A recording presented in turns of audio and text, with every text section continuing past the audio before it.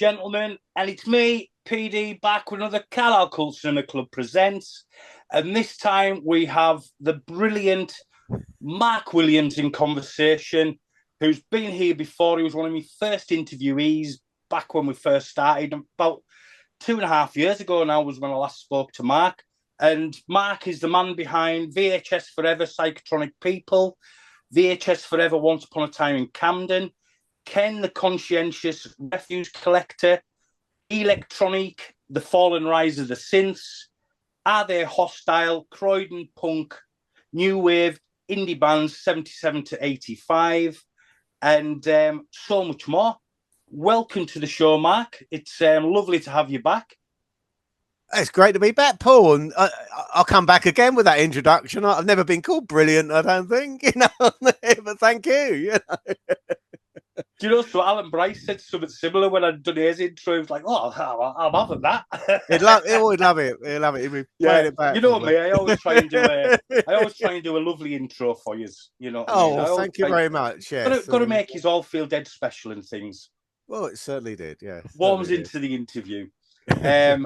And we've got Mark here because he's just released a best-selling book on Amazon called Bootlace Cinema. He's got it out. That's the book, that is. Collecting horror, sci-fi and exploitation movies on Super 8. And I haven't got the book myself yet because I need to wait for payday and I'll be picking it up myself, probably the hardback.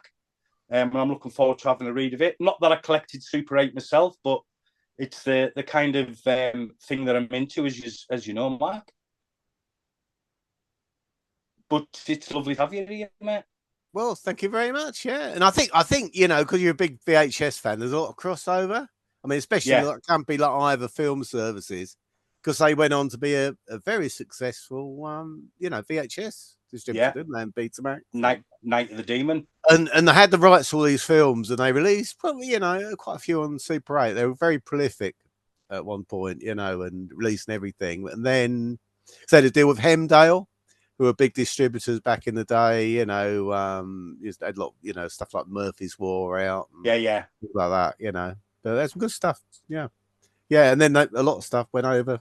They were ready to go, really, weren't they? They had the rights to these, to these films and put them out again, But which is great. So, if folk don't know the term bootlace cinema, explain, Mark. Well, this goes back to an old magazine called Movie Maker, which went for years and years and years. It ran, on there. And as a kid, I used to go down and run down to W.H. Smith's or John Menzies or something like that, or another newsagents, just to look at these reviews. And the guy that they had a column, and it was called Bootlace Cinema. So the book is really sort of a tribute to that, and it was a guy called Dennis Gifford who's does a very good, put some good books out in the 1970s, and then it was a guy called Bill Davison who took it over. So every month they review all the best sort of top 10 package movies, and I think he did very well because I think if they want a good review, they'd send him here we are, Bill. You have a look at this, and don't worry about sending it back. So I think by the time he finished, he probably had a Aladdin's cave of Super 8 movies there, But he hasn't got them. Funny enough, he turned up at a convention a couple of years ago, and he said, "Oh no, I've got nothing. I sold it all off." So it's a shame, but So that's sort of homage there, to Bill Davison's great column, really. Yeah, fantastic. So I take it you were a bit of a Super 8 collector yourself, then. I was. As you're reading the book, we've got one chapter. Well, the opening chapter called Super 8 Mania, and my life sort of revolved around Super 8 at one point. Just crazy. I was at school, got a little silent projector, a couple of reels of film. I saw all my mates round after school. We loved it. Then I got a sound projector, and we sort of went to that. Then I got a job at a movie shop locally. My father used to own a furniture shop, and the guy opened a movie shop right in the suburb of Croydon, really out, South Croydon somewhere. No, East Croydon. And yeah, and I worked there on Saturdays, and I didn't get paid, but you could rent anything that was left of a Saturday night, and and there wasn't a lot. But one night I think the best one, I think somebody didn't pick up a copy to hire for the week of Texas Chainsaw Massacre. So of Oh, course nice. I was only about 14 or 15. And I, well, shall I take this home? And I did. I put it in my bag, and because I had to take, basically the deal was I'd have to drop them back on a Monday, so I'd have the films all weekend, which is great. So yeah, great. I called my friends, and we all went around, and I had a little cinema in my house as well. So I was a real, this is a real sort of geeky stuff, really. And I had a little projection box, and and a big cinema scope screen in there. So they had all my mates around, and boom, put the set. We loved it. That's the that was my introduction to Texas, because you couldn't see it. And I certainly wasn't. No. It got an ex-London certificate, and I certainly wasn't old enough to get through on the an ex-London certificate. So, and I think it did play Croydon. I think because I was back in Croydon as well. Back in where I grew up, and and that's sort of a life changer, really, isn't it? I mean, that film was.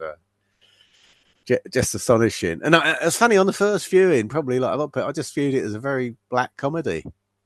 Because there's not an awful lot of gore and or suspense, but no, there isn't. There's it stays with you, doesn't it? I know what you're saying. Yeah, it sort of stays with you. Yeah, it was an early VHS I seen of it. You're talking maybe 83. Yeah. I was 8 or 9 at the time. Gosh, yeah. So I forgot you're a youngster. I'm just a whippersnapper. I'm just a young boy. And but we had no, as I mentioned before, we had no censorship. So no, I was allowed to, apart from porn, I was allowed to watch anything I wanted. Yeah. My dad was like, if it was in the house, I'd get up before school and pirate a couple of films. Yeah, my dad was like that as well, because he was sort of any horror he didn't. I think he viewed horror as he didn't take it seriously. So obviously Hammer horror, things like that at the time, on there, Texas Chainsaw Massacre, didn't bat an eyelid. Really on there, There's a funny story as well. Just quickly, I think we'd had a couple of shows, and we had a couple of exchange students coming over from France. So one Sunday morning, they all arrived. We had about 30 or 40 students we had quite a big house. We're very lucky. And so I thought, right, I'll tell you what, I'll put that big screen up, and then we'll show Texas. And they couldn't believe it. It was absolutely rammed, on there. And they couldn't, because I think it'd been banned in France as well at the time. I think Rennie Chateau had trouble with the censors there, and he had a big battle trying to get, and I think eventually they released it. But they had a big, so of course these guys, they couldn't believe it, and guys and girls, they thought it was great, Yeah. So did you have you said you worked in a shop, so did you start getting a bit of a collection together yourself as well then? I did, yeah. It was very, because I was at school. It was very expensive. I mean, you probably buy, nothing compared with what you pay today, but you probably threw like a 200-foot reel. It's like 8 minutes or something. You put about £5 a reel or something, second hand. So I found a great shop called Perry's Movies in Wimbledon as well, which is fantastic. So we went there, and they got second hand. They had all these lovely Darran titles like Creeping Flesh there, Blood Bleeds Terror, all these great things at £5 a reel. And I didn't care, I was a bit picky though I like to buy new films, but you're buying like a condensed version of a film, because if you can sort of explain, they did like 400-foot, like an 18-minute version of a film. So they've got Star Wars, but that's sort of the first half, but they're heavily edited down. But it makes sense. And they're about 30 quid. So a lot of money, back in, 1977 or whatever. It was a heck of a lot of money there. So, I'd have to save my pocket money up there, on there. And, But, I got a little collection going. Then it got bigger and bigger and bigger, really, on there, We used to go to, in the very, very early 80s, before we had a video player, we used to go to a film club at the local Catholic club. Oh, great, yeah. And they'd do the 8mm. big screen. Really? Yeah, yeah. And I watched. You mentioned Star Wars, Jaws, Yeah, they're all about. Superman the movie. Yeah, You know, Grease was another that was regularly played. yeah, Herbie Goes Banana. You know, the Herbie yeah, films and stuff like that. yeah. Yeah, so we'd go up and to the Catholic club and watch them. And one of my mates, Jaffer, he's still got the 8mm Star Wars. Yeah, I've got a copy here as well, somewhere in the archives here, you know. Which in the 90s, he used to set everything up and we'd watch it. This was the 90s when VHS was prolific and laser discs back then. Yeah, and it sort of all evolved, really, didn't it? You know, from 8mm was where it started. That's what I wanted to do a book, and I thought, well, we've got all these beautiful covers here. I mean, I'll show you something like, you know, Blood Devils, which is, I think that was out on you know, on VHS as well, a big hit back in the time, you know. But look at the artwork on that. Yeah, you know, brilliant. And we feature that in the book, you know, and that's what it was, colourful and it's very crude, but it sort of drew you in. I think, you know, it's and we were lucky. Went up the West End, and there was Mountain Films had 3 shops at one time. I think when Star Wars came out, they made so much money importing copies over from America. Yeah. They made so much money that they had 3 shops. I mean, I think they had one up just off Oxford Street. There was one up in Shaftesbury Avenue and one up in, it was Coventry Street. Yeah. So that was how popular it was, really, you know. And I think they made the most money selling a lot of naughty films, and they were very sort of mild, you know, naughty type films, you know, to the tourists. And stag films for the dads. Yeah, that's it. Extortionate prices, and probably the cover would offer more than the actual film. But one thing we mentioned, they did a great rip-off. We mentioned it in the book as well, called Emmanuel in Bangkok. And you were only allowed to have 1 M. You couldn't have, because the original Emmanuel with Sylvia Crystal came out in 1974. You couldn't have 2 M's official. They had 1 M. Emmanuel was in Bangkok. And it turned out that it was like a 15-minute extract or something, a racy cover, probably a topless lady on the front, and it turned out they had a couple of one of the owners of Mountain Films. They'd actually filmed some stuff in Bangkok, you know, on the street scenes. Then they filmed the rest. They got one of these lovely Emmanuel style bamboo chairs, you know, with the big backs. And they filmed it in his flat up in the West End there, you know, which I thought was hilarious, really, you know. And they sold literally thousands of these. You can read, more about it, and there's 1,000 copies of these things, you know, because people got confused. Is that the real woman? She looked nothing like the lovely Sylvia Crystal did, you know, on there. And what a rip-off! But yeah, you know, they were quite. Everybody had to have an Emmanuel film, and I think eventually Columbia Pictures put it out in the States. You could get like a 400-foot version, again about 15 minutes. Then they brought out more from Emmanuel, and they're in like card boxes. And they brought out these beautiful. I don't know if I can show you one here. Beautiful, elaborate boxes. I've got Emmanuel somewhere, but they put these really big, massive plastic boxes here. You know, so they brought it all out, and you know, it's And then we got Carry On Emmanuel out on Super 8 as well from Ivor Films. So it was Carry On Emmanuel. Yeah. Or Goodbye Emmanuel, I think was the other one that came out, I think. Yeah. And eventually Columbia put out the feature as well. So you get the feature Emmanuel, which is it's probably the full, I think it was uncut as well, because I think our version was slightly slipped. So I think, clipped out. So that was good. And Goodbye Emmanuel. Oh, no, Emmanuel 2, we had Joys of a Woman as well. That was another one. Emmanuel 2. Bloody hell. Yeah. And they're quite classy, because they're quite. I mean, there's a lot of nudity, but they're fairly tame. These days. It's certainly not porn. It was just a bit of titillation for the dads. Yeah, was it just Jackin? Was it Jackin? His name, wasn't it? Something like that, wasn't it? The director, the French director. But and he went on to do Gwendolyn as well. It was a great film as well, wasn't it? With the that was the Adventures of Gwendolyn. That was from a comic book, wasn't it? Yeah. Yeah, Yeah. yeah, yeah. That I'd was have like seen a that for famous long years. running, you know, with the heroine. You know, she always Yeah. tends to get tied up, I think. A bit like Jane. That's it. Yeah, but it was Yeah. a lot right. It was a lot racier, I think, on there. They put Africa Embassy put it out, and I think it's a horrendously cut version. I think they put out, didn't they? And It's it was just been actually, released on Blu-ray recently, hasn't it? yeah, By one of yeah, the American boutique yeah, labels. yeah, I yeah. can't And I remember think if it was Penguin or Mark Morris Squadron. restored it, didn't he? As well. I think he did a nice sort of Yeah, restoration for his Nucleus films, you know. And I think they actually got it. I think uncut as well, which was really good, you know, because it would. that's good Yes, then. and it was awful because it had this beautiful score, you know, electronic, and it was sort of when I've cut, you know, it was very jarring all the time, you know, because it obviously just had a, you know, work print to use, you know. But yeah, Emmanuel's covered in the book too, you know. It's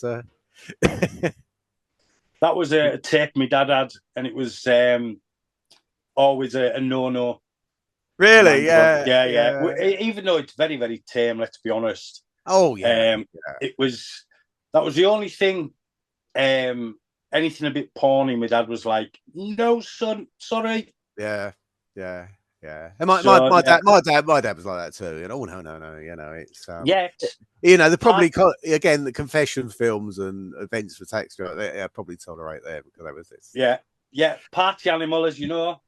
Oh, You know Party what I mean? Animal, yeah. Oh, No, yeah, yeah, yeah, yeah. which I've been What a able to film! play. Yeah, which I've been able to play 90% of the soundtrack on my radio show. Really, Yeah, 90%. Oh my gosh, that's yeah. incredible, isn't it? Yeah, Oh, yeah. I've And done it because there's some you can't find. Some of the tracks you just can't find anymore. no, no, So they're the it had ones that sort I've of not punky soundtrack, didn't it? As well, funky didn't it? new I wave mean, kind of. yeah, Yeah. yeah. So I've not been able to And play the ones the top it's five. actually up there for connoisseurs of the cinema. It's up there with King Frat as well. I think that would be the One of my other favourites, King Frat. Do you know something? I prefer King Frat to Animal House. yeah, yeah. Only because I saw King Frat first, and that was Yeah. that was my introduction to them frat comedies. Well, we didn't know, did we? I didn't know because I've never been to college, university, That's so I knew it. nothing about the fraternities and that, you know. But I mean, obviously, I still Animal House was probably the first one I saw, you know, on there. But yeah, King Frat was just great, and they, you know, Vipco, they couldn't get enough of these tapes. They were just Good to hell. everywhere. I mean, you know, come from South London, everywhere. You know, the sweet shop sold them, you know, or rented them, you know, and these video shops were opening up on the corner of everywhere, weren't they? I think at one time. So it was completely. Yeah, it was just yeah, VHS heaven back then.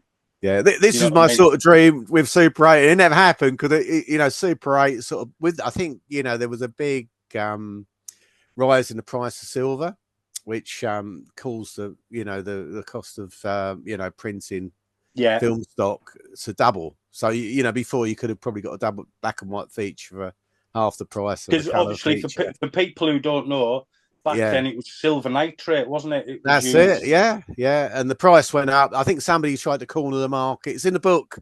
Very clever. They All in the tried. book. Read the It's a book. bit. It's a bit like Trading Places. You know, if you've seen Yeah. that, then they've tried to corner the. They've tried The to only corner reason, the only reason market or whatever. to folk who are listening, the only Yeah. reason I'd not read the book is because this was kind of last minute podcast, really, wasn't it? Your message and went, "Do you fancy doing a podcast?" I should have sent. I should have had the foresight of sending you a copy. I could have sent you a PDF copy, couldn't I? So you could yeah, and I could have had a squeeze through it. Yeah. But it's all right. It's one of those things. Oh, don't worry. We'll learn. We'll get. But I remember the day I was working. I got a job as a messenger boy. You know, I couldn't believe it. I went to school. I think it was hopeless, and I think the last day of school they rounded me and my mates up and said, "Right, have a good." Headmaster said, "Right, you're out now." Got rid of us on the last day, all expelled. And I was gutted. I was gutted. I love school. I loved the last couple of years, and they said, "Right, you haven't had enough." They rounded us all up, and that was that. But I ended up working for Cinema International Corporation in Hyde Park Corner, which was fantastic because it was just film everywhere, you know. Yeah, so I mean, it was like the messenger boy, you know, but it was a great experience. Oh, but it was. I mean, yeah, living in Carlisle, we had nothing like that. You know, a VHS shop would have been the best thing I could have worked in. Yeah, and that would have been it. Yeah, and You know what I mean? I'm sure if I'd have been younger, I would have. I would have probably killed to. I nearly opened a VHS shop at one point, and I'm glad I didn't, because it was like when the when it was, the popularity had waned a little bit, I think, on there. But it was amazing. I mean, how long did tape survive? Years, wasn't it? I mean, these shops. Oh, I mean, when you think tapes really started coming out, what, about 1980 in this country? Yeah, 79, yeah. 80. Yeah. And right the way through till 2004, 2005, I think, the last tape. And I believe it was, from what I've been told, Mr. and Mrs. Smith was the last UK rental tape. That's incredible, isn't it? Yeah. Yeah. So that's a long time. That's 25 years of run, which is not bad. Some of these formats now would love a run like that. Yeah, and it was reliable. Well, when the tape didn't get jammed and things like that, but it was quite fairly reliable, wasn't it? And again, you could record your own films, couldn't you, if you want all your favourite films on telly? And you got, or as we all did, hook 2 VHS players up together and pirated the shit out of everything. The glass copies, as Ricky Baker's mate says on there. It's I love it on the documentary. He said, "Oh yeah, we wait till we had to use the air." They didn't have the kit, so they used like the aerial lead. I think they were tuning it in or something. Toby Russell, that's the guy that in the VHS forever, Psychotronic people, but. Oh yeah, it was incredible. But I think everybody was at it, wasn't they? I think it's. As I said earlier on, I used to get up at like 5 a.m, because most films were an hour and a half long back then. Yeah, and I would get, before 8 o'clock, before I went to school, I would get 2 films pirated. And he probably swapped them in the playground as well, didn't he? I'd imagine. Completely. Mind you. Well, once 84 hit and it was everything got banned. Yeah, I can remember my dad saying, "Right, son, you can't take these films to school anymore, because if we get caught with them, I'm going to get done." Yeah. So that was the kind of the lending of the Nasties. Yeah. Was kind of, you know what I mean. But the other stuff was free game. Oh yeah, it was funny, wasn't it? That was a 39, wasn't it, or something, really? But it just made them more, as a kid, it just made them more collectible, didn't it? Oh yeah, I've got to have that, and got to have that tape, and it was incredible, some of the I mean, as I've mentioned on the podcast before, last year I completed the 72. Yeah, on VHS. That was really good. I think the best story I've got, I think, must have been in the late 80s, I think, or not even 90s. And I was chatting to some guy, must have been in Carl Shorten at the video shop, and he said to me, he said, I've got all the Nasties here. He said, "You're interested?" Well, yeah, I'll. He's had them in a lockup or somewhere, and I said, "Yeah, definitely." And I said, "Well, bring them in, and I'll pop through." Oh no, I can't do that. So I ended up, I think at midnight or somewhere. He turned up. He turned up my place in the car. He opened his car boot and he had all these Nasties. And I think he said, and he was literally, can I say that, was shitting himself, this guy. And he had a torch, and how we didn't get busted, I probably think some drug deal going on or something, but the guy had all the Nasties on there. And I think he wanted like 50 quid each. And I said, no, I said, well, I'll give you a tenner each or something. And oh yeah, all right, I'll take that. I ended up how I didn't get arrested on the way back. It's for black sack full of. I think I had really good stuff there. I think a lot of the good sort of Nasties there. Which I've been after for years. But we had a guy talking about stuff from booted cars in the 90s. We had a guy. I was still at school at the time, so it was like late 80s, early 90s. We had a guy who would come around with a boot filled with pirate films, from the States. God. Honest to God, RoboCop and RoboCop 2s and all them kind of films, pirates, like 6 months before they'd come out. Yeah. You know what I mean? They were the days. Yeah, I remember seeing RoboCop 2, and I had a pristine copy, and that was about a year before it came out. Yeah. And it wasn't even a work print or anything, but it was actual. Yeah. which was great. I would have rather seen it at the cinema, I think, you know, in hindsight. But yeah, you know, but when you get offered a film that's not been out in this country yet, you've got to sit and watch it. Yeah, and it was like the Aliens, you know, the extended version that did the rounds. I mean, gosh, 2 years before, because I think Fox had it, and they said, "Oh no, I don't know, they weren't going to release it for some reason." So you know, of course, these time codes were coming out, weren't they? With the because they're everywhere, you know, as you'd imagine, you know. But and see those extra bits in it as well, you know, because I didn't have the laser disc. They did a lovely laser disc set as well, didn't they? Yeah, the American one, didn't they? NTSC. Yeah, it was beautiful. You know, I wish I kept it actually. It was like the Terminator box. I can remember when I got my first job, 1991, and I went to see about a laser disc system, thinking, "Oh, I can afford one of these now. I'm a working man." I was only on 70 quid a week. Yeah. You know what I mean? And 6 days a week for 70 quid. It was a tenner a day, basically. Yeah. Oh, yeah. Man. Yeah. I think it was on like 30 quid a week, I think, when I started, I think. So and I would have paid them. I would have paid them to work for the film industry. So. Well, that's it. And I remember, I think it was the Sony Centre in Carlisle, and I asked for a price and that, and he looked at us and he said the price, and I just turned around and walked away. I just thought, I can't afford one of these. I was desperate to get one. No, this will make you laugh because I had this idea. I think, you know, I've got to get a laser disc player and all these great releases. I think it was the extras as well, all these commentaries and the making ofs and things. So I basically got whatever had in my. I probably didn't have a bigger collection then when lasers. So I basically sold them off at a convention, and then used the money. I went up to up to London to get the. Get a cheap price there, you know, on a laser disc player, and I did one. I think I paid cash, you know, whatever, you know. And then again, there were certain shops in London where you were lucky enough to get imports, and I think even Tower Records, cinema store, Tower Records had loads, you know, loads of stuff, you know. And there were a couple of shops there, you know. It was very sort of dodgy. I remember going down there and buying, you know, like Dawn of the Dead and things like that, you know, all the Disney's latest release as well. They were great, you know, on you know, just on the Laserdisc, you know, there, you know. Because they were the days when Disney films very rarely they didn't get a release on VHS hardly. No. I can remember the big furore when Sleeping Beauty got its first VHS release. Yeah. You know, Sword in the Stone. Yeah, and they were a bit, you know, they did very well out of those, didn't they? Really, I think they released a bit, you know, these big. But it was funny these infamous big box ones in the States as well, weren't they? People think they're worth Black Diamond. Yeah, your Black Diamond.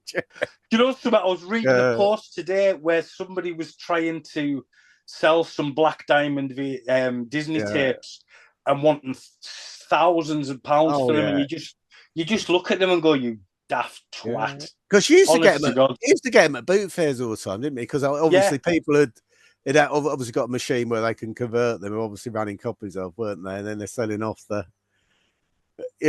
tapes really cheap, but you know they're worth nothing, you know, on their ear. And I remember used to get people going over the state. Well, can you get me a copy? You know, get me a copy of Space Jam and things like that. You know, we probably released years before they came out over here. You know, that's it. Yeah. Oh God. It's like going back to Star Wars. I mean, that was crazy because Fox, it was a massive hit in the summer. And then they decided, we're not going to release it into the UK until a year later, which is mad. And luckily for them, they didn't have VHS at the time. No. You know. But it's still, that's why, you know, the biggest seller on Super 8 was Star Wars again, because people just had, you know, bought that extract. And I know I just ran it to the ground, you know, this extract, you know. And Darren later on put the whole feature out.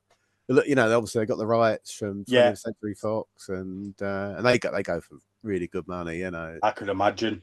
And it's the original cut, so it's not the one where George Lucas has tinkered around with everything. You know?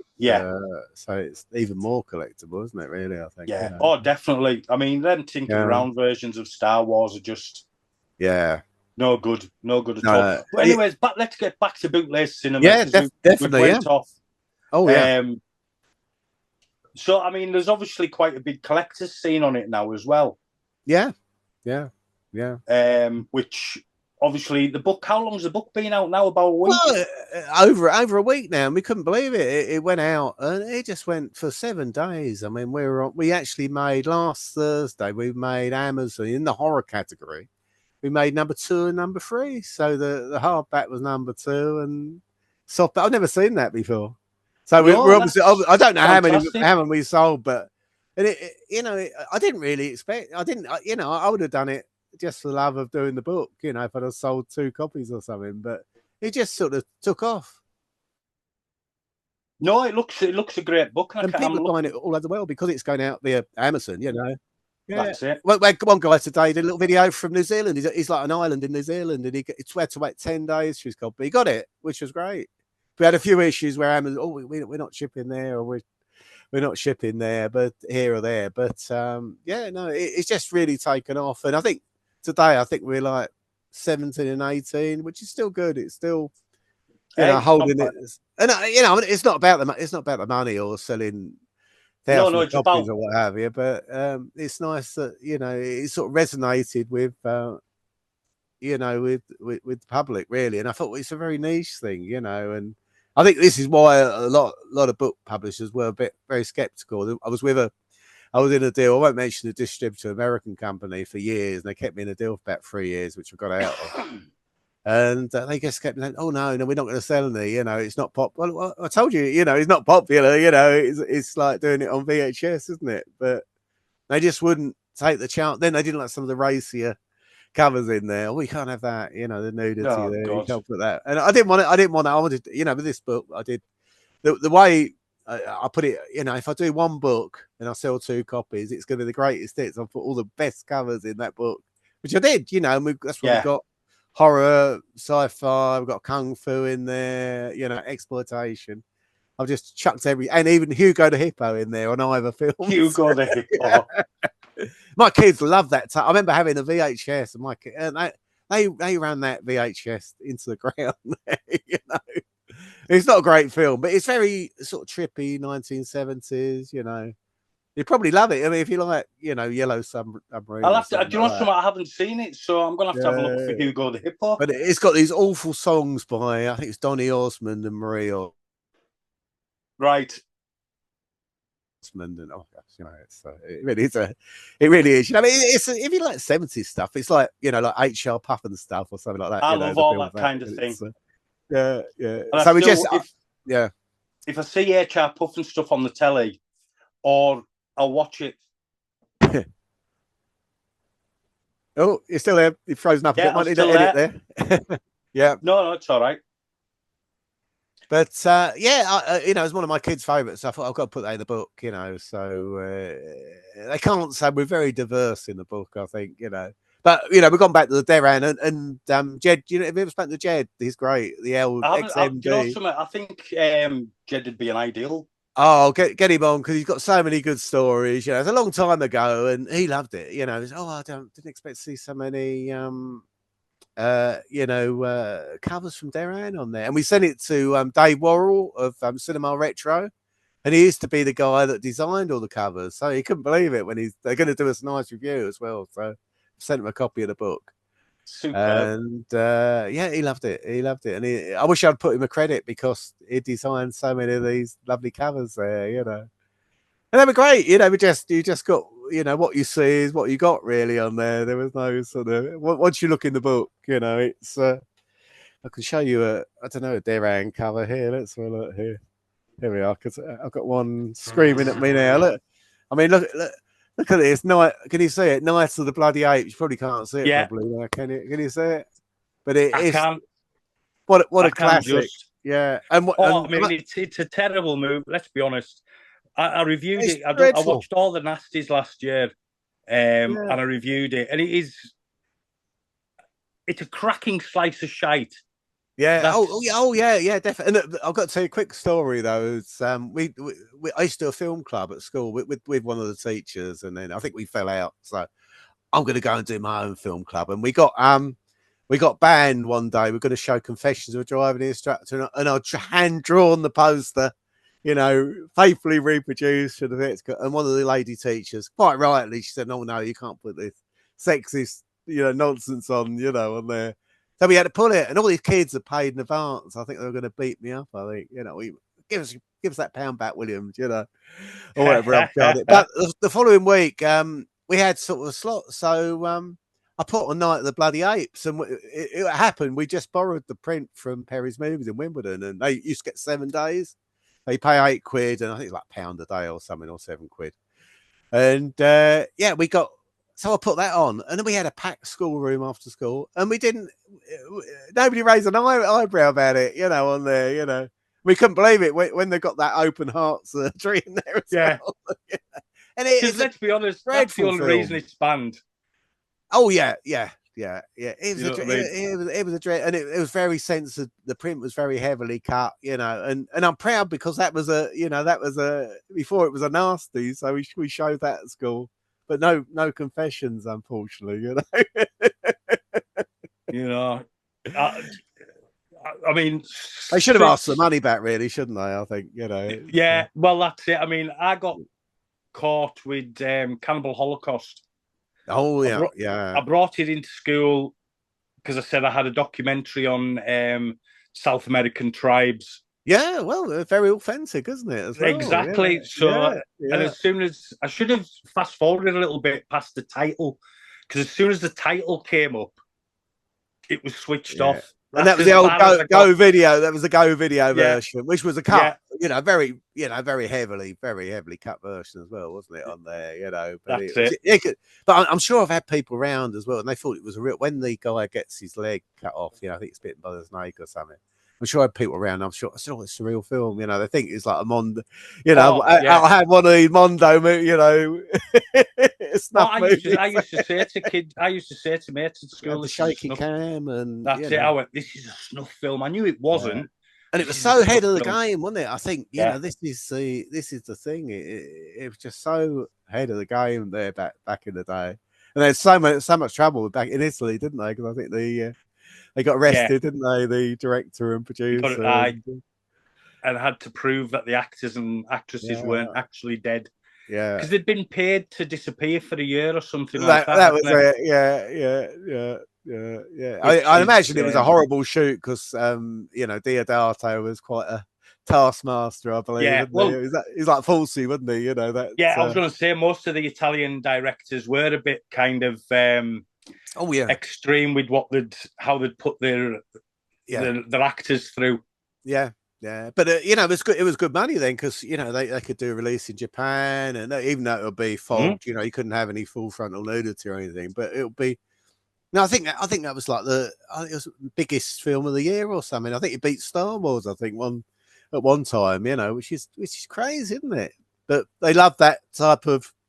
Well, the prototype Mondo movie, really, wasn't it? Yeah. Oh, definitely. Fabulous film. I still feel guilty. I should have told him, actually, it's not. I probably ran out down the road screaming or something, didn't I? I just used to put them on, and these are real, and folk could believe us, and I'd just be like. Then it'd be all around this. Oh, PD's got a snuff film. PD's got a snuff film, and I'd be like, man. And then we had Snuff, which was an absolutely atrocious film. It's so bad, wasn't it? As well, yeah. Because I didn't know. I think I was watching late one night, and it was like an Argentina biker movie, wasn't it? And they've just spliced on this footage at the end. I think I've fallen asleep, and what's going on? It was again the first time I'd watched it in years. Last year, like most of the Nasties, when I thought I'm going to do all 72, I'm going to watch them all. Yeah. Oh my god. And review them all, and I watched them all over in October, from the start of October to the end. Yeah. And fuck me, I lost about 10 hours of my life. Yeah, you've got to, you really got to be patient and sit through that lot, haven't you? But I think hopefully one of the next books I'm doing is a book we're doing the VHS Forever Guide to Video Nasties. So nice. Hopefully we'll do our take on and put some Super 8 in there as well, because some covers I couldn't put in this book because they're a little bit too graphic. So I thought, well, I might have to fog some of them, but we'll put them. I hate censorship, but we may have to do, Well, just to put them. if you need a piece in the book about the Northern Oh, experience, yeah, definitely, yeah. because I'm doing a little bit of writing now myself as Oh, well. great, yeah, definitely, yeah. Because I see you doing some stuff for Eric as well, aren't you? I am. Yeah, I've just which done is a great. massive Godzilla piece, Oh, brilliant. which I didn't Yeah, really count the words when I was writing. I just knew I'd yeah. cover it what I needed to do, which was about 4,500 words. Oh my I gosh. ended up writing nearly 10. Gosh, it needs a book in itself, then, isn't it? Really, Yeah, and I couldn't believe it. It was only on the first 15 Godzilla films, but you Yeah. kind of, and there was nothing I could have cut out. So No, I handed that no. in. Oh, that's brilliant. No, that's That's good, out soon, I isn't it? think. Yeah. No, you should ask for your own book, I think, there, certainly. Yeah. I struggle sometimes. I mean, unless I really love the film, I'll struggle, 2,000 words, I think, minimum, isn't it, on there? Oh, I'm Yeah. struggling, Because I had to do a review of Blood for Dracula, the Andy Warhol. And the problem is everybody's reviewed it. So to try and find a different angle on it was very hard. But Yeah. that was a little bit of a struggle. I'm Great film. struggling with Cassandra. I'm doing a piece for Cassandra Peterson. Oh, yeah. The Scream Queens one. And at the moment, I'm proper struggling to find a different angle because she's been covered that much, and you don't want to come out as if you've plagiarized. Yeah. Anything. Definitely. You know what I mean? It's like, what do you write when? So and I can't read other reviews because subconsciously sometimes, you might use something that somebody else has used on there. So it's that's like me. I don't watch any cult movie podcasts. No, because I don't want to be seen as you copied us. No, and it's nice to take talk about the VHS and bring all that in, isn't it? And you want to be original, don't you? Really, I think Well, that's it. That's why it's good chatting to the likes of yourself because it's always different. It's always different crack. Great to catch up. Yeah, and it's good in the book we just did. So basically, we put the cover on. Then I'll do a very sort of probably a little bit of a synopsis there. But everybody knows, most of the film. I mean, what can I say about Star Wars? On there is everybody's going to know the plot, aren't they? Really, but a little bit and a little bit. And what I have done is put a little bit of history about the releases and things. We also look at the German market because I mean their horror range was far better than us. They put stuff like Black Christmas out and some amazing titles over there, and it was a massive market. I think the horror and the sexploitation. Same with the Dutch. Yeah. With the VHS, you'd get a lot of great Dutch VHS releases. They were lovely, weren't they? Those Sunrise, weren't they? Those big box Sunrise tapes, and they were great. I mean, and people just used to do like an away day, didn't they? Go over there and buy all these. I think they go to record shops and things and buy them, and they're very collectible. And probably the transfers were terrible, weren't they? I remember having some quite sort of like I think it was Lorelli's Grasp or something. I think that was another one I had on there, which uncut, which was great, and a lot of Paul Naschy movies they put out over there as well, didn't they? So, and they put we got some Super 8 titles. They put out stuff like The Sorcerers and Doctor Terror's House of Horror and things like that on there, and they edit them down. And there was a Dutch film shop there for years. I think it only closed about 10 years ago, and that was open for years, on there. But it was annoying, like the tapes, you'd have the burnt in subtitles on there, unfortunately. So you learn a bit of Dutch while you watch the films, So that's it. But oh man. I mean that the only thing with the German stuff, sometimes the horror stuff would be cut. Yeah. No, very, again with the Super 8, they were, when I think they put out Man Eater or Anthropophagus, I can never pronounce it. Anthropophagus Beast, and just for the cover they banned it. That was in the early, because I think everything had the FSK or something, wasn't it? Certificate. Yeah. And it was very, very, very strict over there, so and that's made it more collectible. Yeah. It's still the same. Sometimes horror films old stuff will be cut over in Germany still, Crazy, isn't it? which Yeah. is weird when you think, there's still, and the FSK is still a thing they use, because you Yeah. see it's 16 FSK coming on the discs. They have this massive blue logo, don't they, on there, don't Yeah, they, as well? that's which is if it's a double covered, always turn it round, get rid of that FSK on the front. Yeah. And they put out Piccolo film put out in the book as well. Everything's in the book. City of the Living Dead as well, which was the uncut. They did a 2-reel version, so like 40 minutes and all the gore in it, totally uncut. And of course, because it got banned just for the cover alone, and Yeah. they put out a zombie Holocaust as well. I mean, imagine somebody paying £100 to get a copy of that. Well, I don't mind Zombie Holocaust. Cannibal Terror is the one that just was absolutely atrocious film. Yeah, or Primitives, wasn't it? Was it the Dutch one? Was Primitives, wasn't it? I think so. Yeah. I'm not sure on that. Yeah. Dreadful, absolutely dreadful. But I remember seeing, going back in the day, I remember going to see Cannibal at the cinema, very cut version, going to the local Odeon. It was still quite a nasty film, on there, And I think back then they probably left more of the sort of, animal type stuff, the snake versus mongoose and things, it was in there. But it was a still shocking film, a lot of nudity in there and things like that. But obviously all the more graphic gore, cut out, because I think they used a bit out of Deep River Savage as well, didn't they?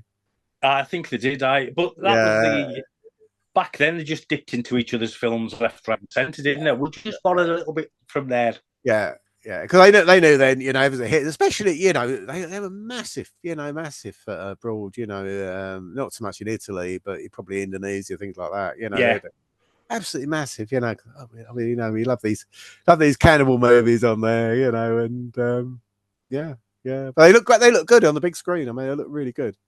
I mean, they're well photographed and things, but unfortunately Cannibal Holocaust never made it to the local Odeon. No. My dad had seen it on the cinema because my dad used to be a lorry driver, and when he would be driving about sometimes overnight, he'd always find a cinema to go and watch a film. Oh yeah, that's ideal, isn't it? Yeah. I'm sure he said he was in the cinema with, it was one of the big heavy metal bands. I think it was Sabbath, watching Dawn of the Dead. Oh my God. In some place he was in. That must have had an experience, mustn't it, on there? I can't remember which. I'm sure he said it was Sabbath. I'd have to ask him. Imagine sitting next to Ozzy Osbourne there, on there. Yeah. Pass the bat. Sharon! Sharon! You know what I mean? But yeah, back then, seeing these, I'm not sure if that's your dogs or my dogs. Oh, that's my dogs. Yeah, we're dog sitting at the moment there. So, all right. No, we've got two Frenchies, which like to bark a lot when somebody's at the door. Yeah, which I'm surprised I've not heard. That's it. Yeah, they've been really good. They've been really good all evening on there. Adds a bit of ambience to the background, doesn't it? You have to edit that out again, But that must have made me. But you can imagine them. They're probably like the horror movies, and they probably go down to the local, especially the Midlands, because cinemas everywhere, wouldn't they? Well, that's it. So, are they hostile?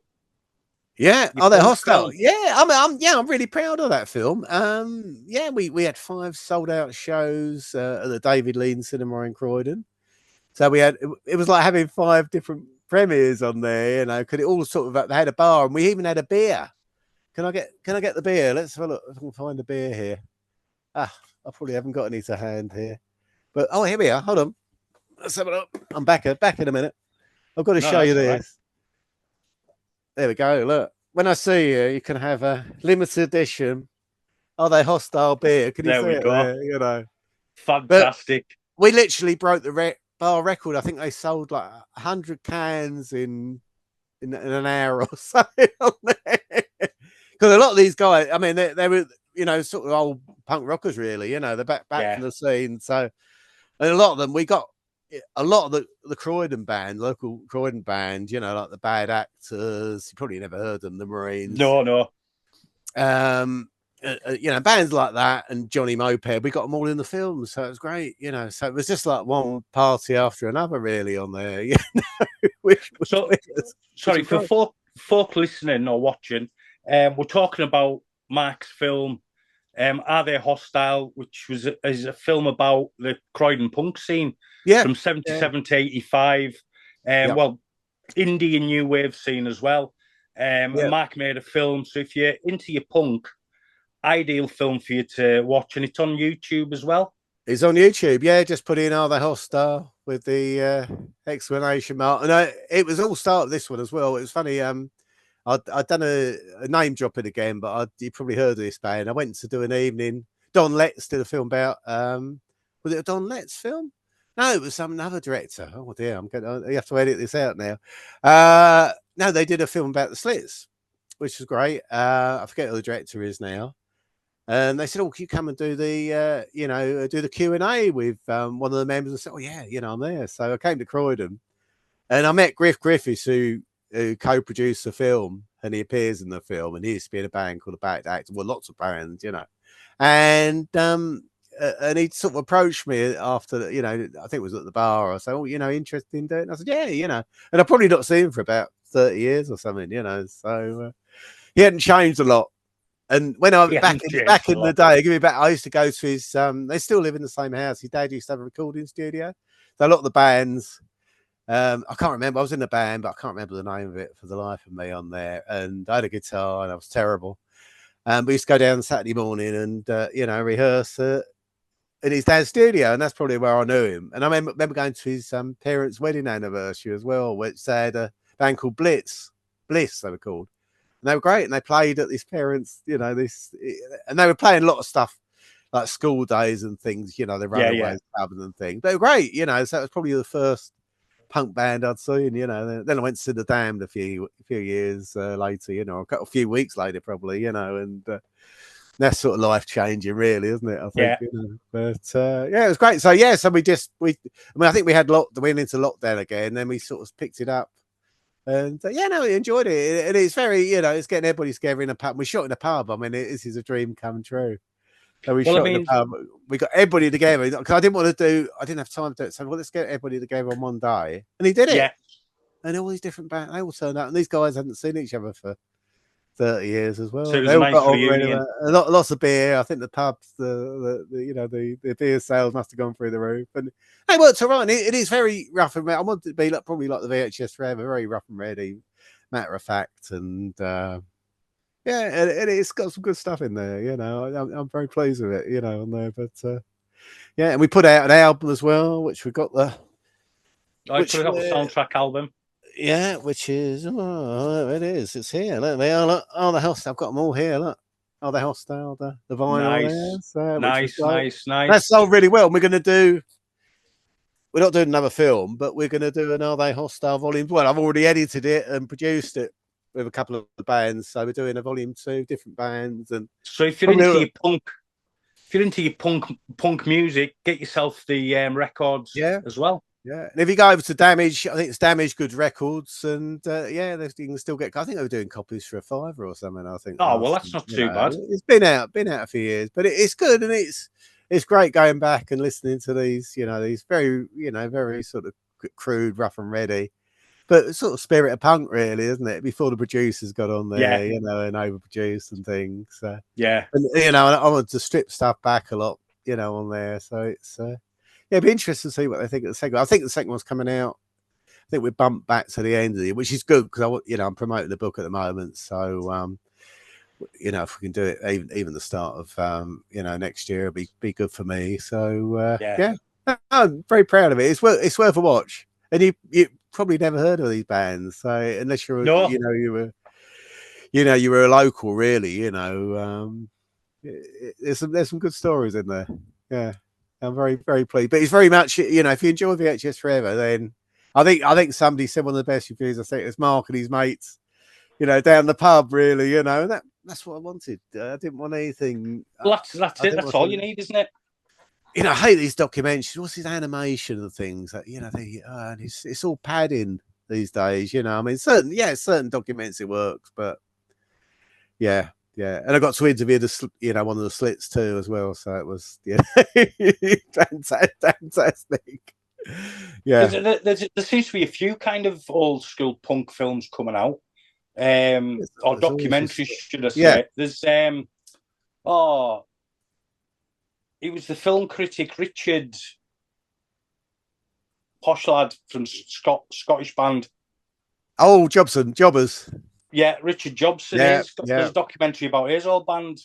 Yeah. Oh, yeah. I haven't seen that yet, but I saw the Skids a couple of years back at the Royal Albert Hall when they did the Buzzcocks, like anniversary. That was sadly when Pete Shelley passed away a couple of months before as well. So, but they got, obviously Captain Sensible was there and Steve Diggle. Doing the vocals and things, and they were great, because I'd never seen the Skid. I was a massive fan of the Skids, and I go out back in the day, I think Into the Valley on white vinyl, and great, really, really good. They were little bit poppy, weren't they? It was they were a bit poppier the Skids. And he sort of he's a writer, and he also went on directed a couple of films as well, didn't he? So he's quite, he still does the dad dancing, on there, I can remember because one of my mates is a big fan of Skids. Yeah, and they've played Carlisle quite a few times. I think they're due to play again soon. In fact, from memory. And they're playing Brighton in December, so I'll be there, on there. And I think it's great. And he's still a film review program as well, didn't he? I think, he did on ITV. Yeah, I can remember. I used to watch it. I can't remember what it was called. Yeah. I tried to interview him once, and I couldn't get beyond his management at the time. They didn't want to know. For some reason they weren't interested. We could get interviews with everybody else, but not Richard Jobson. It's a shame. So I could probably ask him about the films and the writing and things, but can't get them all, I suppose. No, this is it. I think we've covered absolutely quite a bit. Yeah, so, I think we're done all right. Yeah, I mean, I say if you want to order a copy of the book, it's on on Amazon. So if you go to my Facebook page as well, I can give you. There's a link. There's a long list, so you can order it locally. I think the beauty of it, if we were putting out the book, getting all the copies printed, then we'd have to post it out overseas, and it would cost a fortune. So do it the Amazon way. It's fantastic, and the quality's good. Yeah, it looks it, as I say. What I'm gonna do is when I put this out, it'll go out on Sunday, and I'll put a link to the Amazon. Oh, thank you. That'd be brilliant. Yeah. So I'm not saying I'll sell any copies for you, but well, no, we'll have to put. If we have a big rush with number one, we'll have to, that's it. Give you a Yeah, and I've got a couple of other things. Or if I mention that, I'm terrible. Shameless. Shameless plugs. We love a shameless plug. I'm involved with everything this year. I think we're doing. I'm involved with the British Film Collectors Convention, so we've done quite a few. We did Chorleywood last year and things like that. But we're doing a show. We've teamed up with Talking Pictures TV, which is really exciting. Nice. With Sarah and co. And we're doing a show in St Albans. So it's a small affair. That's on the 29th of September at the Country Club, which is right by the St Albans City Station. I had to read about that because I couldn't remember. But yeah, so we're looking. The tickets have sold really well, and we're sort of concentrating the dealers. So there are lots of film dealers. There'll be VHS there, there'll be Super 8. We're doing a couple of shows, so we're going to do a show in the morning, show in the afternoon.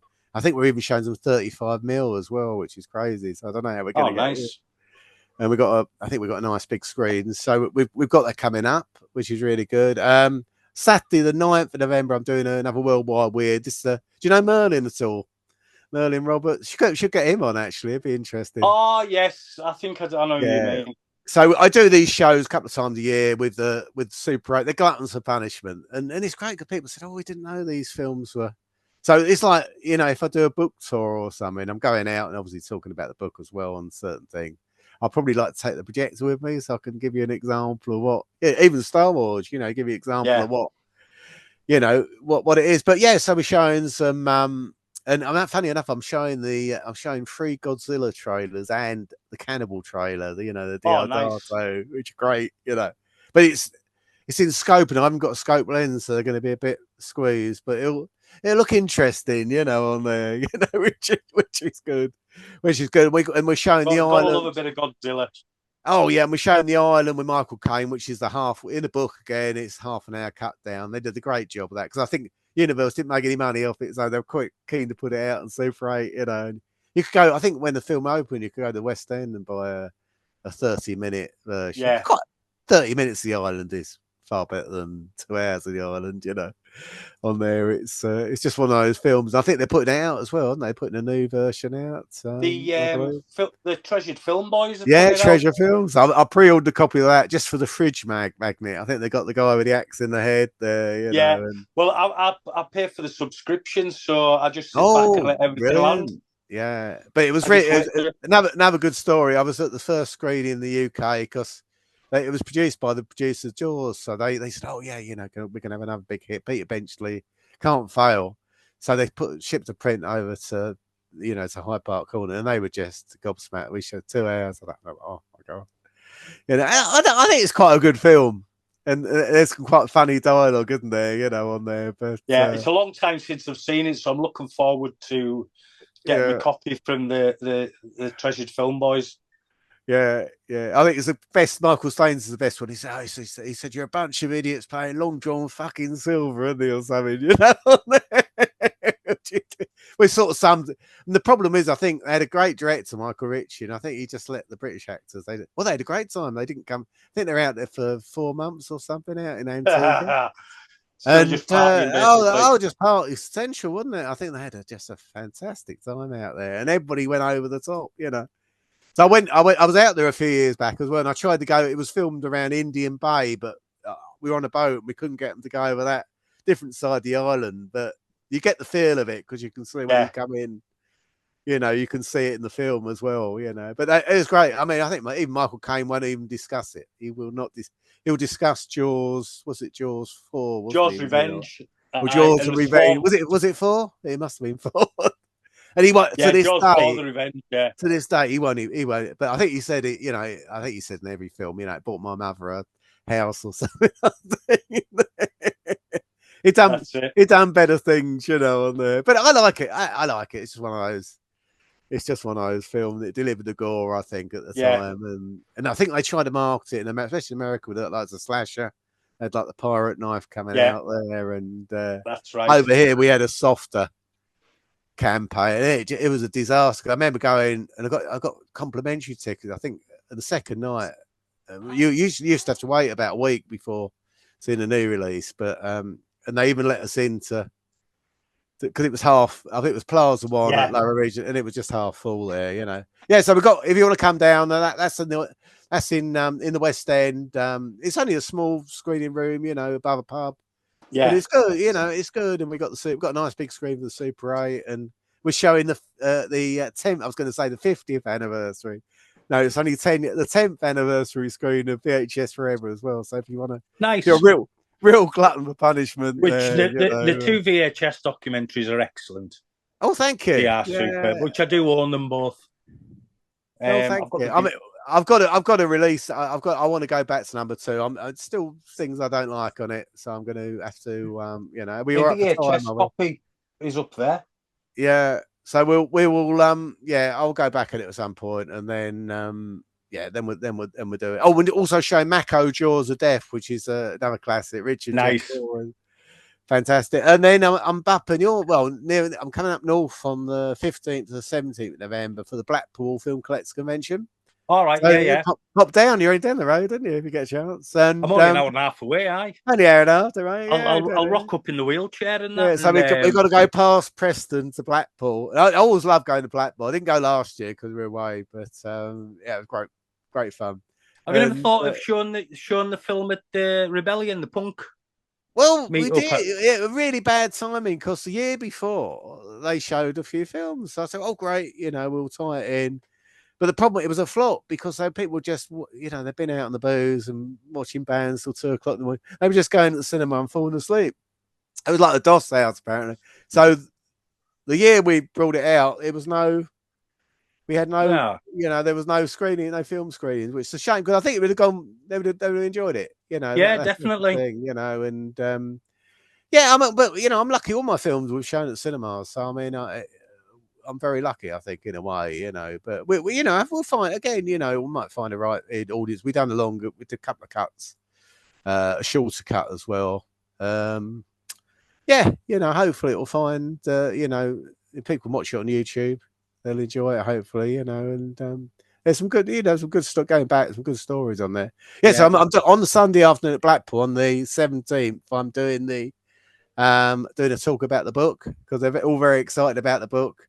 I've lots of copies here. I think the office will be taken over with. Because a lot of people you know, they won't use Amazon. So, you know, so, No, that's true. You know, and there was a couple of guys from Norway as well. They can't order. Can you believe it? They can't order a book. Amazon won't ship to Norway for some reason. You know, not even they've got Amazon Denmark, but they won't. Yeah. So I've got a couple of books for them. So yes, on Sunday afternoon I'll be waffling on for a couple of hours there, and yeah, talking. And Jed a couple of years back as well, and he went on so long they had to do another session with him. You know, I kept asking about, how did they release the Lustful Vicar, you know, on Duran, and you know, things like that. And it's, you know, it's a long time ago, but Jed was great. You know, I mean, really, yeah. So busy. Yeah, we've got a busy year, and I think I've got hopefully we're doing a mini book tour as well. So we're doing hopefully doing you know, some talks in Brighton, Worthing, hopefully London. So I've got some dates to play around with there because I just want to get it out, you know. And I think, you know, with a title like Bootlace, you know, people, it's not, oh, what's this? You know, it's a little bit intriguing. That's why I didn't want to put collecting separate films or something. It's not, but we deliberately targeted that, you know, the horror.